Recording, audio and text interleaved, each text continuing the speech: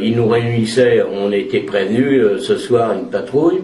Il y avait le chef de la patrouille qui nous expliquait avant de monter, donc, ou de partir à pied, ou on montait dans un camion pour nous emmener sur les lieux, les parallèles 17, vous voyez, et il nous expliquait, et on marchait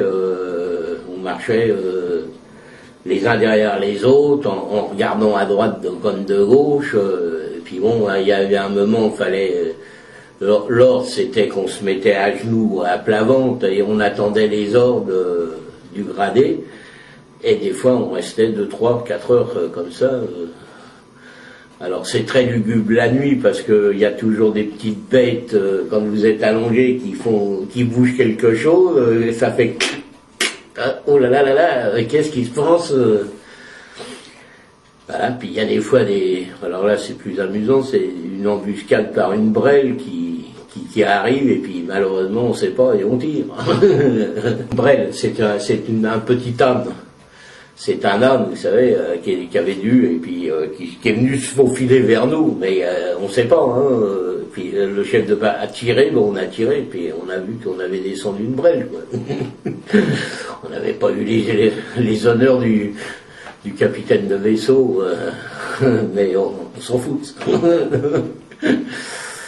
L'objectif c'était de ratisser, puis bon, essayer de trouver des fêles, ou des caches, mais vous savez, vous connaissez l'armée, c'est un peu le silence, on marche et puis on ferme ta gueule. Surtout à 20 ans,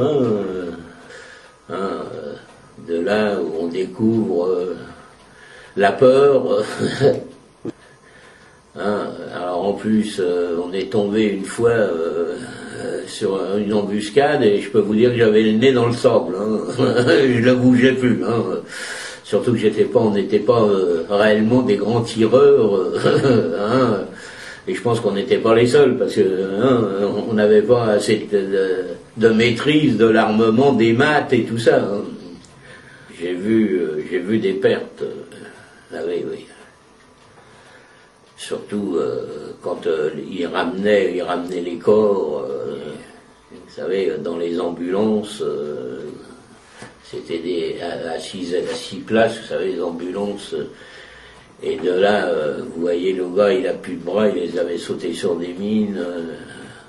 Des fois, ils appelaient pour donner du sang à l'hôpital. Non, j'ai vu des choses pas mal. Enfin, pas mal. Qu'on aurait pu se passer, peut-être. on avait des gens, une famille très sympa qui, en fin de patrouille, dans la journée ou en début de soirée, nous offrait le thé, et puis bon, ça c'est pas à dire, parce que ça à mon avis, il faut pas le dire. C'est simplement, il y a eu des gars qui ont essayé de violer la fille, quoi. Et donc on a été obligé avec des copains d'intervenir et de braquer les maths contre eux en disant vous n'allez pas y toucher, c'est pas de notre rôle. Enfin, je sais pas s'il faut le dire, ça. C'est comme la torture, il faut pas en parler. Mais ça a jamais été fait par les appelés, s'il y avait ce qu'on appelait le deuxième bureau, Alors maintenant, mais ça, effectivement, j'ai vu de mes yeux, mais ça, on le garde.